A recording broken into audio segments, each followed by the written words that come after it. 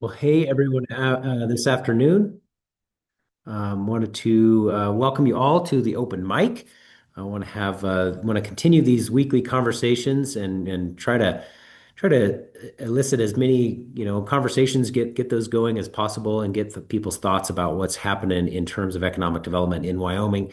As many of you know, it's been a pretty interesting last few months.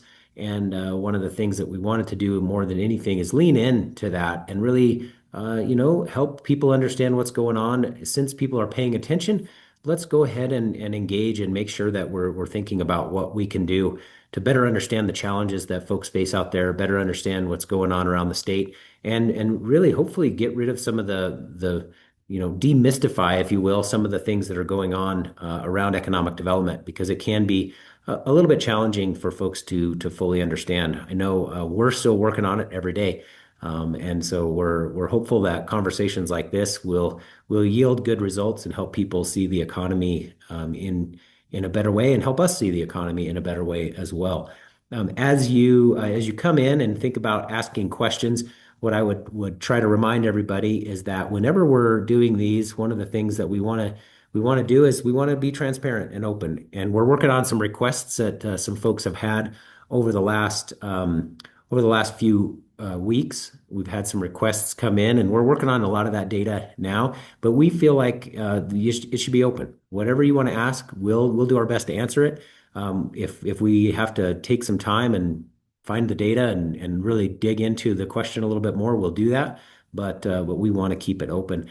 The other thing I want to make sure that we do, and I think this is really important, is that I think it's important for us to have, civil discourse and make sure that we're all working toward understanding the problem better and understanding what's going on rather than rather than sort of focusing in on any kind of attacks. We've been lucky to not have any ill will or anything like that, and I really appreciate it. I think it says a lot for the folks that we have paying attention to this and in Wyoming that they are really focused on how do we understand the problem better and how do we solve it, not which way is better or who's wrong and who's right. And so I think that's really important. And then the other part is that if we find that we've got somebody who's got a whole lot of questions, we may ask you to pause some of those and bring other people in and let them ask their questions as we try to do our best to answer as much as possible from as many people as possible over this time. And I'm going to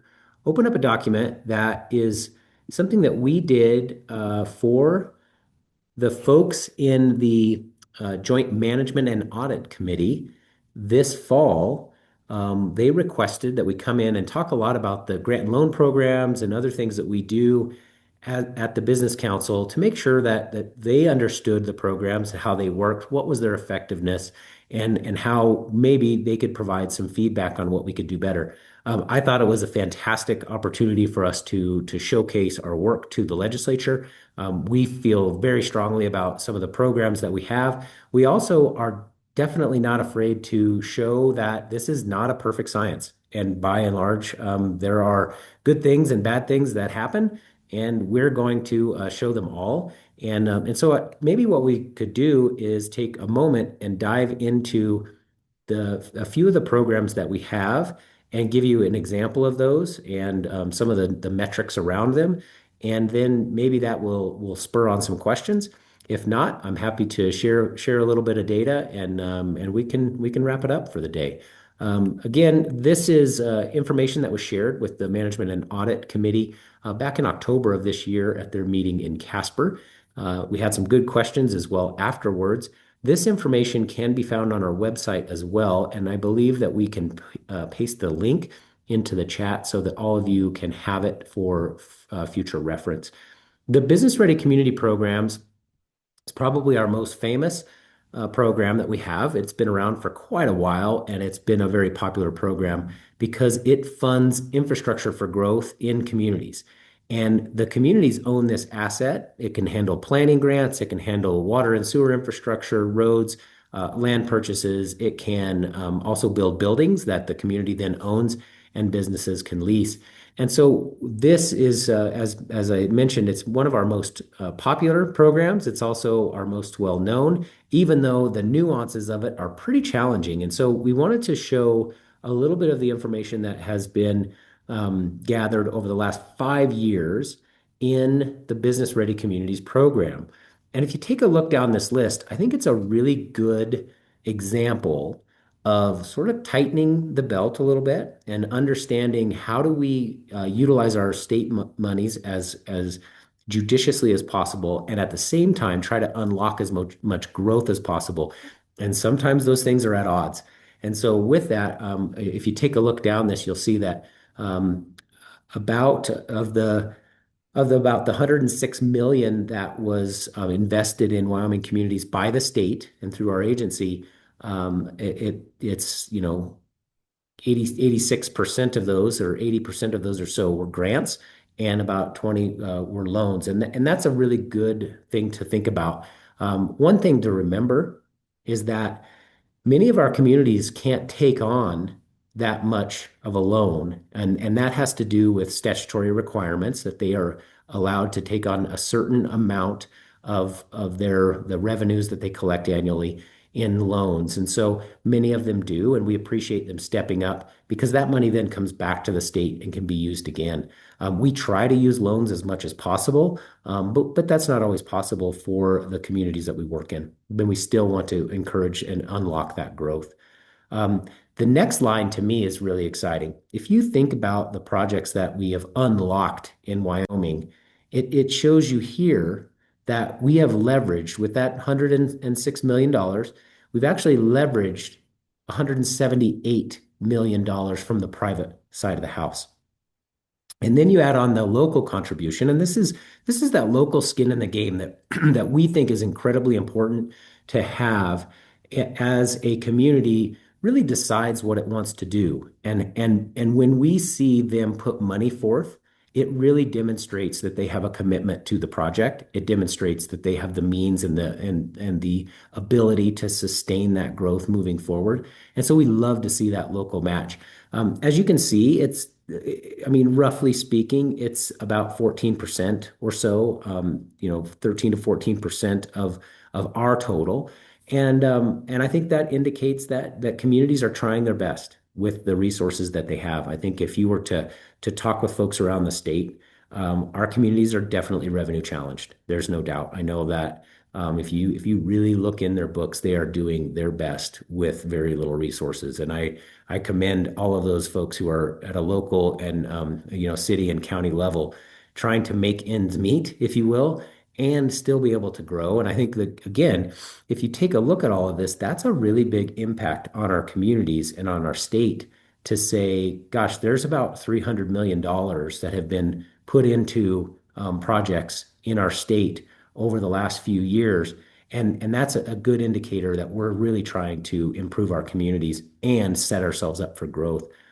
With that, we always look at jobs. Not all projects create jobs, but all of the projects should unlock growth that enables jobs in our communities.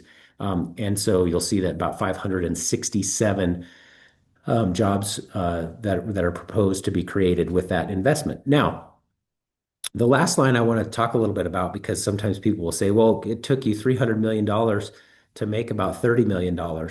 And that doesn't seem like a very good ROI. Well, I want to just remind everybody that if you take a look at the state and city investment, not the private investment that was unlocked, because those are businesses putting money into projects to grow on their own.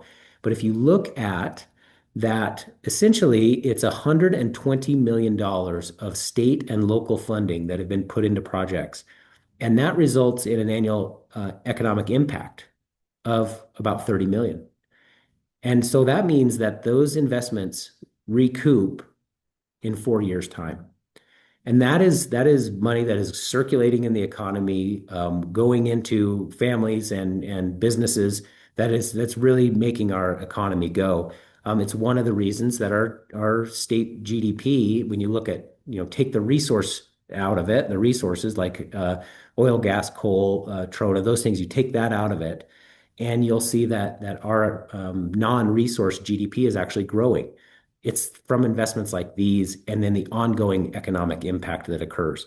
So I think again, what I would say if I'm looking at the business ready communities, investments in our infrastructure for growth in our communities, it unlocks other growth and it pays itself back very quickly. These are good investments.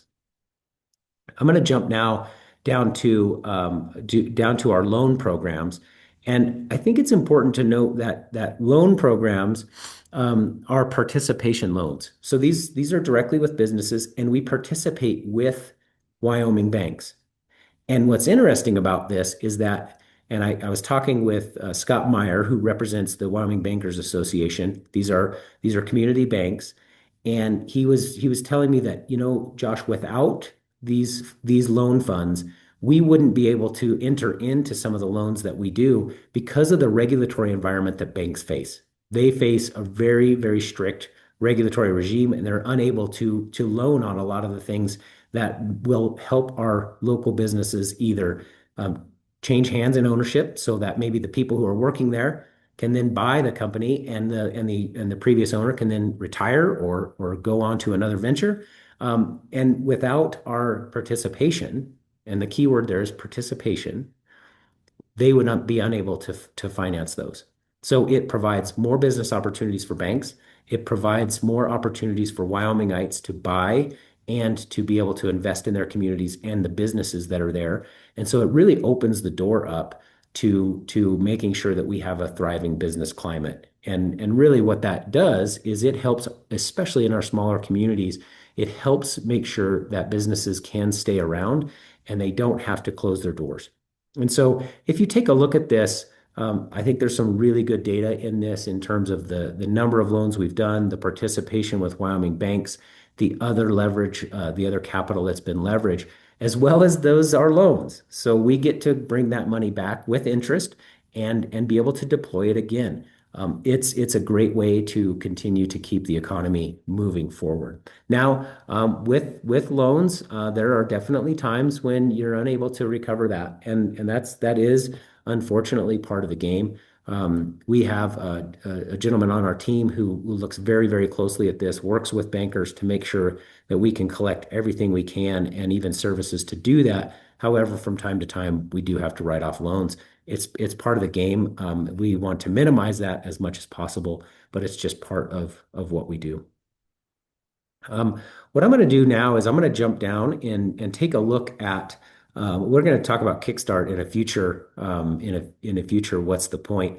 But I want to dive into what is called the Small Business Innovation Research, the matching grant program that we have. And while SBIR is it's fun because it's an acronym, I want to maybe take a quick step back from that and say that happens to be the current way that these are funded is through that what's called SBIR. And that's a federal government program that really is designed to utilize small businesses to do innovation research that maybe the federal government can't, but it's important to do.